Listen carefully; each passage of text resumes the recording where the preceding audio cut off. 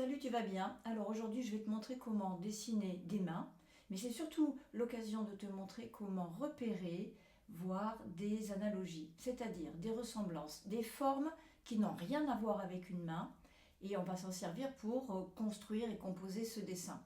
Des analogies, c'est des ressemblances, des similitudes, des trucs qui te font penser à une autre forme, et tu vas voir, enfin, c'est quand même assez simple en image et en dessin. Allez, je te montre tout de suite. Alors, voilà une main, tu vois? C'est-à-dire une position comme ça, c'est sympa. Une main en action. Alors, déjà, les formes géométriques que tu connais. Un carré ou un rond. Bah, un rond, si tu as facilement la possibilité de le faire. Un carré, si tu préfères. Ça marche aussi bien. Ça va t'aider pour les proportions. Alors, après, on a des formes. Comment on pourrait les appeler? Alors ici, ça pourrait être... regarde, je passe par-dessus au crayon, mais c'est pas le but normalement, hein. D'accord? Alors, soit c'est un ovale, et donc avant ça, on va même rajouter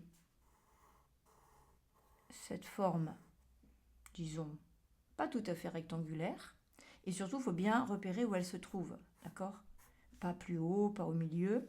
Et c'est là qu'on va faire une sorte de cœur un peu déformé, mal fait, quoi, tu vois? Tu vois ce cœur? Alors, si tu peux t'entraîner à le refaire, hein? Ou alors tu commences par un ovale et il va se terminer ici. Donc ça, tu peux le retrouver dans d'autres dessins, mais ça marchera pour cette partie de la main, qui est un doigt, avec un tout petit morceau d'ongle ici. Bizarre comme forme, hein, n'est-ce pas? Alors ici, alors sur le rond, on l'aurait fait là, mais on va continuer sur le carré. Ensuite, on a, prenons cette partie du doigt là. Alors, rectangle si tu préfères, hein, les rectangles ou les carrés, vas-y. C'est plus simple aussi parce qu'on maîtrise un peu mieux les traits que dans les arrondis. Parfois, on va un petit peu exagérer. Alors au-dessus, à côté, on va avoir cette forme, mais pas tout à fait collée à cette forme ici. Donc ça va être presque rond, un peu ovale, et ça se décale sur le côté. On laisse un petit espace et on va faire cette forme un peu décalée pour qu'ensuite, avec un trait, tu vois, ça vienne se décaler comme ça. Donc c'est plutôt des formes ovales, hein, dans ce genre de sujet. Ici, alors, comme petite forme, là, on a une pointe. Tu vois, une petite pointe triangulaire, là, c'est l'espace vide. Alors, si je la dessine, c'est une petite pointe qui remonte droite comme ça, hein. Il ne faut pas que ce soit trop large. Et de là, je fais tu as deviné, un ovale. Alors, à l'intérieur, bon, on ne fera pas les ongles tout de suite. On va d'abord placer les parties des doigts. Ensuite, normalement, j'aurais dû agrandir un petit peu. Donc, on va épaissir un petit peu notre doigt.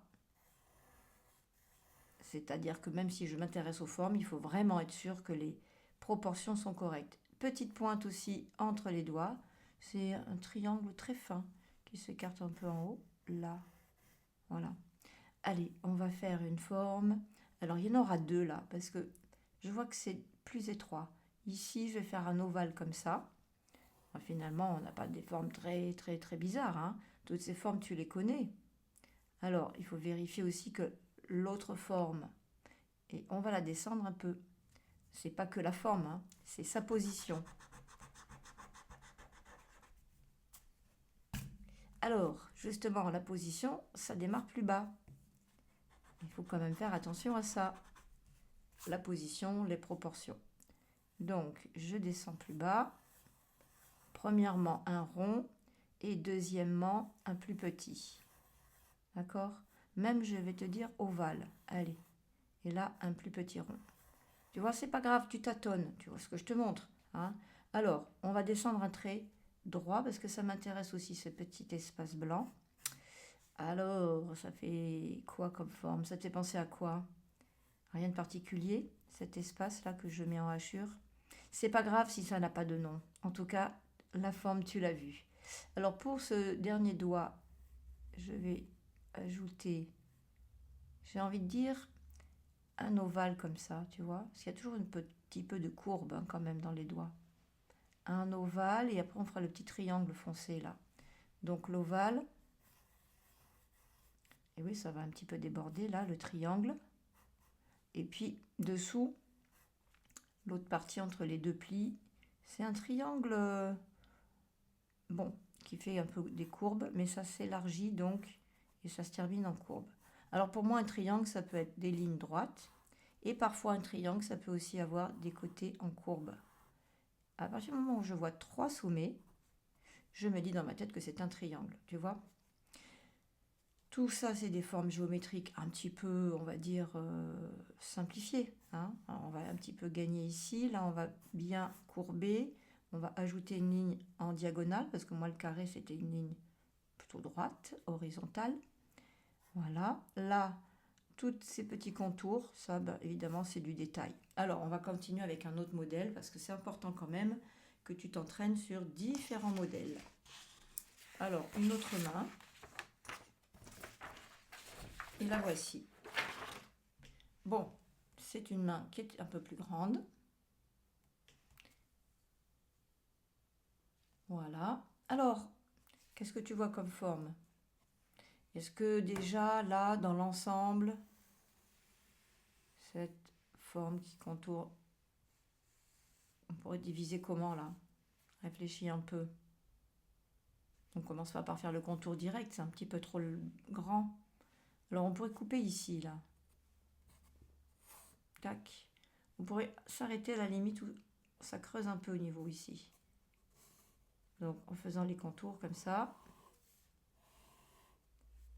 en ligne droite si tu préfères, ben, ça peut démarrer comme ça. Alors, ça s'appellerait un trapèze, à partir du moment où ça se resserre un peu.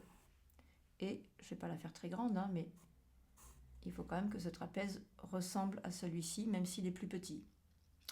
Alors, qu'est-ce qu'on peut voir d'autre? Tu vois, là, le vide est toujours très intéressant. Si on le dessinait, tu laisses une distance ici, une autre là, qui fait le double, et sur le bord ici.